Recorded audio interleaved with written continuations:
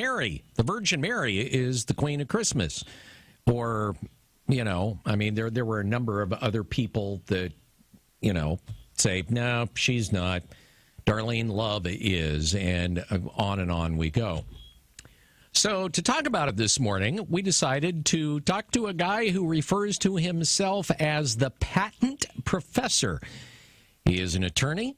He is John Rizvi, and he joins us on the wake-up call this morning. John, thanks for being with us. Yeah, always a pleasure. Thank you. It's a pleasure to have you here.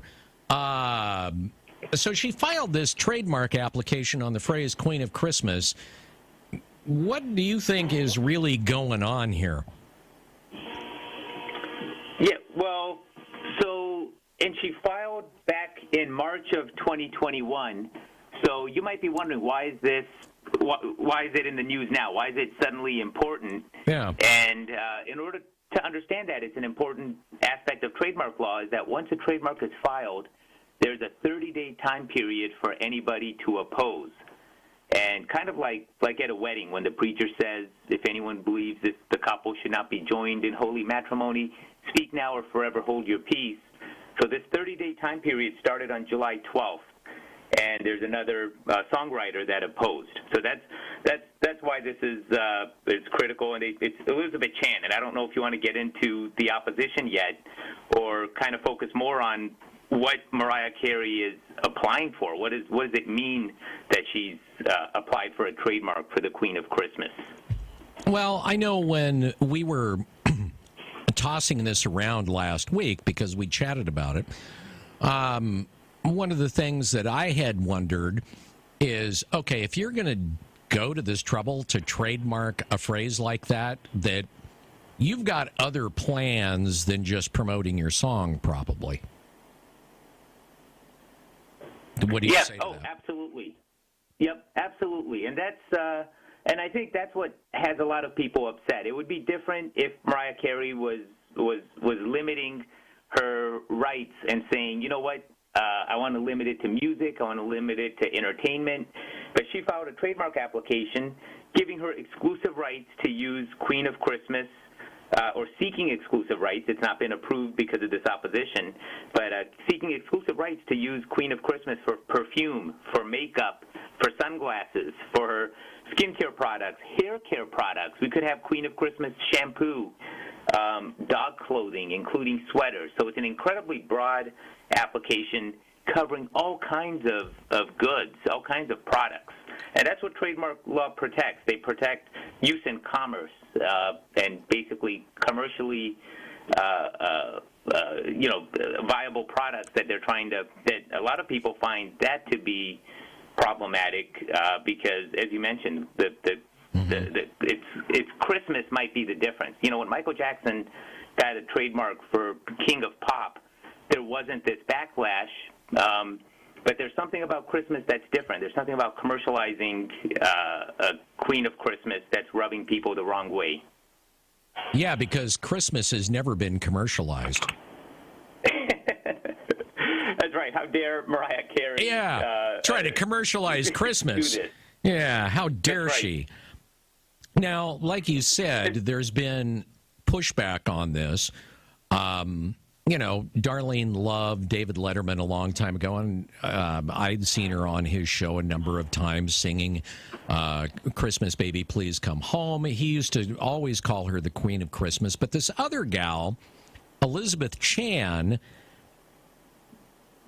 seems to me to have, maybe a bigger and more legal gripe than just because David Letterman called Darlene Love the Queen of Christmas doesn't necessarily make it true. Elizabeth Chan, on the other hand, that's a little different.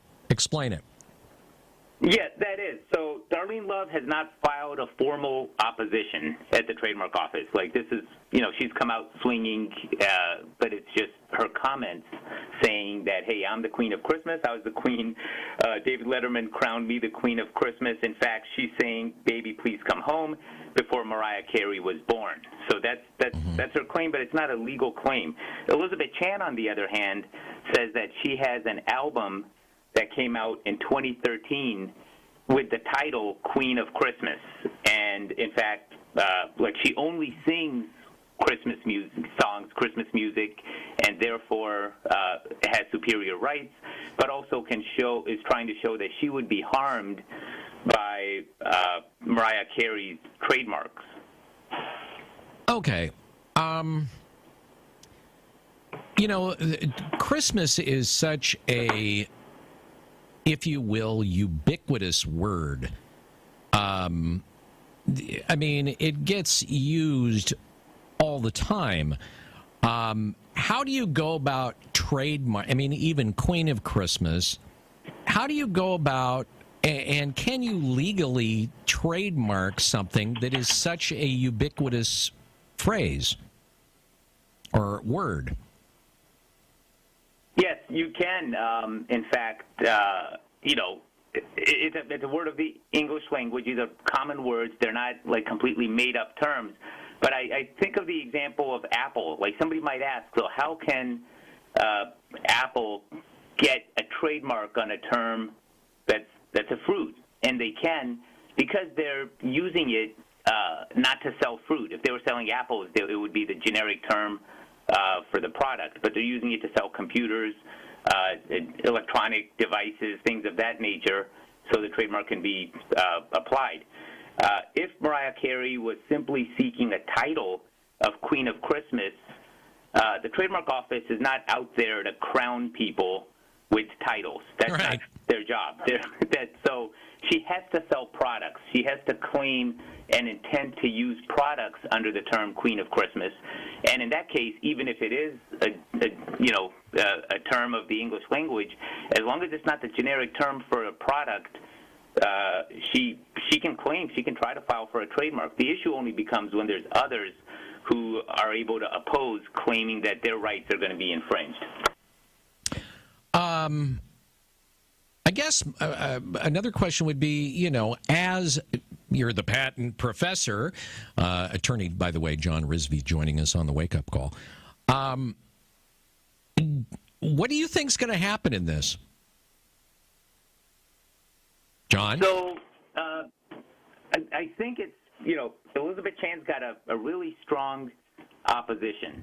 Mm-hmm. So I don't know if, and because of the backlash, I don't know whether Mariah Carey may decide just to voluntarily not proceed or continue pursuing it. But what this opposition does is essentially starts like a mini trial at the Trademark Office, and that's where they both are going back and forth, trying to set forth reasons. Mariah Carey setting forth reasons why she should have exclusive rights to Queen of Christmas, and Elizabeth Chan opposing and trying to show how she would be harmed, and her ability to sell her album is going to be hurt. Her ability to use Queen of Christmas is going to be impinged, and she has pre-existing rights, is her claim, prior to this filing date. Mariah Carey, as I said, she only filed in March of 2021, and Elizabeth Chan's album dates all the way back to 2013. Well, okay. Hypothetically, if the patent office said, yeah, okay, she can trademark, we're going to let you trademark Queen of Christmas, Mariah, would Elizabeth Chan then have to go back and either pull that album off of shelves, rename it, or would she still be able to use it because it was back in 2013? So she would have, under common law trademark rights, she could use it. However, she would be restricted from expanding outside of her current usage. So I don't know if she has any plans of her own to sell perfume, to sell makeup, sunglasses, skincare products, hair care products, any of those areas where Mariah Carey has filed, then it could be problematic. All right. Well, John, we appreciate you joining us on the Wake Up Call this morning. We appreciate it. Of course. Always a pleasure. Thank you.